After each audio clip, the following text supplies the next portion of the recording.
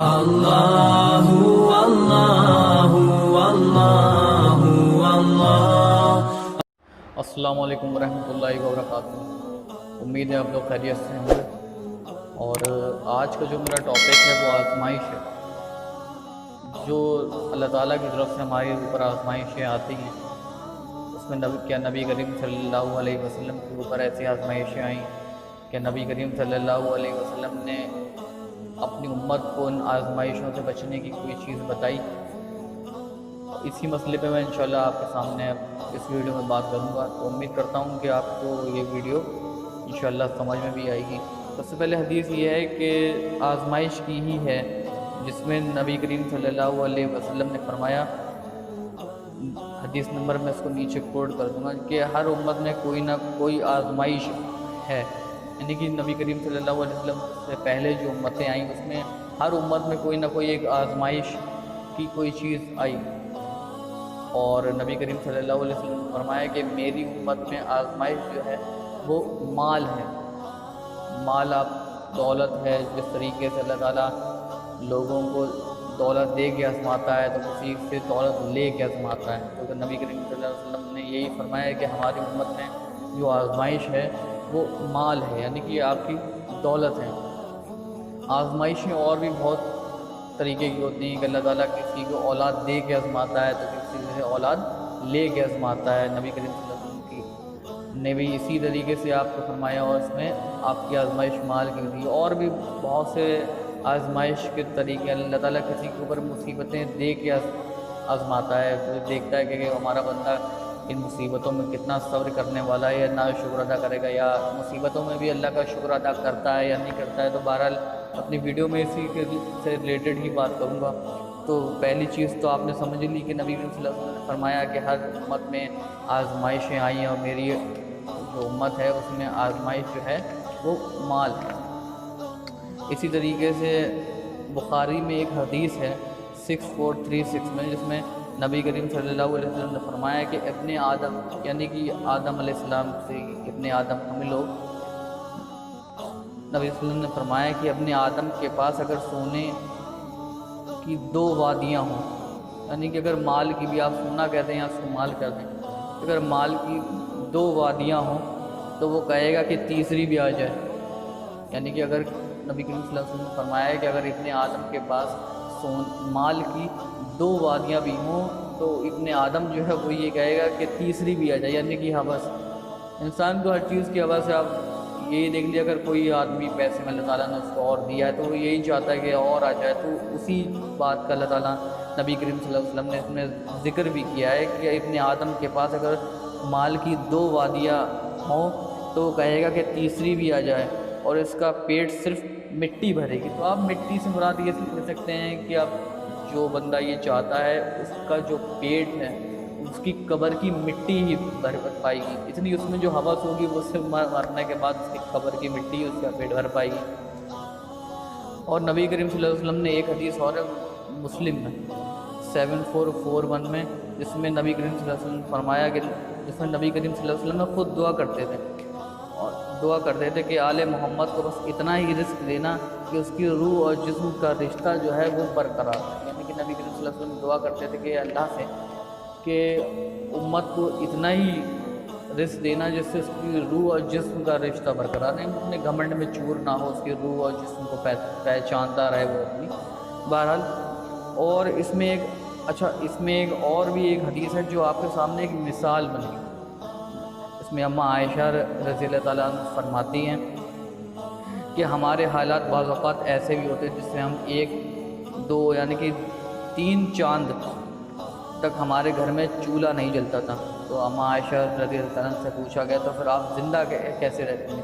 تو انہوں نے فرمایا کہ ہمارا گزارا 2 کالی چیزوں پر ہوتا تھا، ایک تو کھجور اور دوسرا پانی۔ یعنی کہ آپ سمجھ رہے ہیں نا، 1 2 یعنی کہ 3 چاند ہو جاتے تھے۔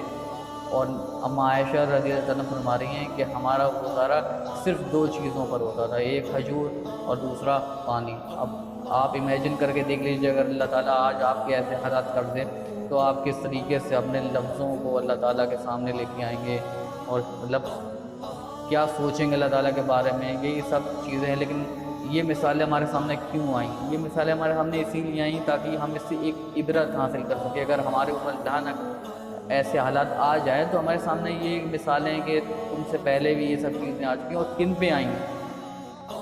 ہم عائشہ رضی اللہ تعالیٰ عنہ پہ آئیں کہ ایک دو یعنی کہ 3 چاند تک ہو جاتے تھے تو صرف 2 ہی چیزوں پہ ان کا گزارا ہوتا تھا، کھجور اور پانی۔ اور اس میں ایک اٹیچ ایک بات ہے جس میں فرماتے ہیں کہ جو نبی کریم صلی اللہ علیہ وسلم کے جو پڑوسی تھے نصارہ، ان کے یہاں سے اونٹنیاں دودھ والی ہوتی تھی تو وہ نبی کریم صلی اللہ علیہ وسلم کے پاس بھیج دیتے تھے، تو آپ صلی اللہ علیہ وسلم وہ دودھ خود نہ پی کے بلکہ اپنی بیویوں کو پلاتے تھے۔ تو اس سے اچھا اگزامپل شوہر اور بیوی کی محبت میں بھی نہیں ہوگا، اور جو پریشانیوں میں کس طریقے سے شکر ادا کرتے اس میں بھی نہیں ہوگا۔ اس میں 2 ہی چیز ہوں، یعنی کہ نبی کریم صلی اللہ علیہ وسلم خود نہ پی کے اپنی بیوی کو پلا دیتے تھے تاکہ انہیں خود بھی بھوک کی شدت ہوتی ہوگی۔ تو اس میں میاں اور بیوی کی محبت بھی ہو گئی، اور اس میں آپ کے اوپر جو مصیبتیں آتی ہیں اس میں وہ بھی ہو گیا۔ اور نبی کریم صلی اللہ علیہ وسلم نے یہ بھی فرمایا کہ ایک حدیث ہے جس میں بخاری میں ہے 6514 میں، جس میں نبی کریم صلی اللہ علیہ وسلم نے فرمایا کہ انسان کے 3 دوست ہیں۔ نبی کریم صلی اللہ علیہ وسلم نے فرمایا کہ انسان کے کتنے دوست ہیں؟ 3 دوست ہیں۔ 2 باہر رہ جاتا ہے اور ایک رشتہ اس کے یعنی کہ قبر کے اندر تک۔ اس میں 3 رشتوں کی بات ہو رہی کہ آپ کے ساتھ کون سا رشتہ آپ کے قبر کے اندر جاتا ہے اور کون سے باہر رہ جاتے ہیں۔ تو 2 باہر رہ جاتا ہے، اس میں ایک جو ہے وہ آپ کے رشتہ دار، اور دوسرا آپ کا مال جو آپ کی دولت ہے، جس دولت کی بھوک میں آپ نے اپنی آخرت کو بھی برباد کیا، وہ آپ کی دولت بھی باہر رہ جاتی ہے اور آپ کے رشتہ دار بھی باہر رہ جاتے ہیں، اور نہ بندے کے ساتھ اس کے اعمال ساتھ جاتے ہیں۔ تو آپ دیکھیے کہ آپ نے اپنی زندگی میں اپنے اعمالوں کو درست کرنے کے لیے، یا جو آپ کے ساتھ آپ کی قبر میں بھی جائیں گے، تو ہمیں اللہ تعالیٰ سے دعا کرنا چاہیے کہ اللہ تعالیٰ ہمارے جو اعمال ہیں وہ درست کرنے کی ہمیں سمجھ دے تاکہ ہم اپنے اعمالوں کو جو ہے اس کو وہ درست کر سکیں۔ اور اس میں مسلم میں بھی ایک حدیث ہے 5977 میں، جس میں نبی کریم صلی اللہ علیہ وسلم فرمایا کہ دنیا کی محبت، یعنی کہ نبی کریم صلی اللہ علیہ وسلم فرماتے ہیں کہ دنیا کی جو امت ہے وہ دنیا کی محبت میں لڑیں گے، اور حتیٰ کہ ایک دوسرے کو قتل بھی کریں گے، کہ حتیٰ کہ تم تباہ اور برباد کر دیے جاؤ گے جس طرح تم سے اگلی قومیں برباد کر دیں گی۔ یعنی کہ اس میں جو حدیث کا خلاصہ آپ اس طریقے سے لے لیں کہ جو امت ہوگی وہ دنیا کی محبت میں، یعنی کہ جو ہماری جو دنیا ہے اس کی محبت میں جو امت ہوگی وہ آپس میں لڑے گی۔ جب وہ آپس میں لڑے گی اس کے بعد نبی کریم صلی اللہ علیہ وسلم فرمایا حتیٰ کہ تم تباہ اور اسی کی وجہ سے حتیٰ کہ تم تباہ اور برباد کر دی جاؤ گے جس طرح تم سے اگلی قومیں برباد کر دیں گی۔ تو یہی سب چیزیں ہیں کہ اللہ تعالیٰ ہمیں ان سب چیزوں سے بچنے کی توفیق عطا فرمائے۔ ہمارے دل میں اللہ تعالیٰ دنیا سے زیادہ آخرت کا ڈر پیدا کرے، آخرت کی تیاری کرنے کی توفیق عطا فرمائے، اور ہم سے اچھے اعمال جو ہیں وہ کرنے کی توفیق عطا فرمائے۔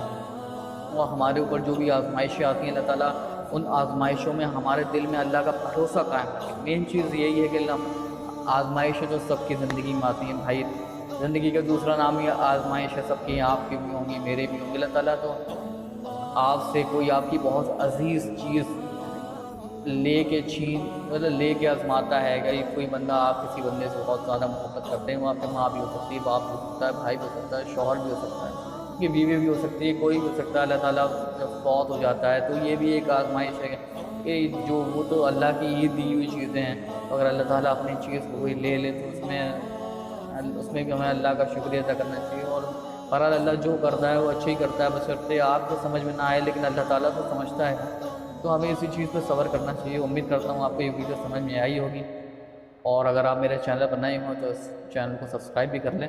جزاک اللہ خیر۔ اللہ اللہ اللہ اللہ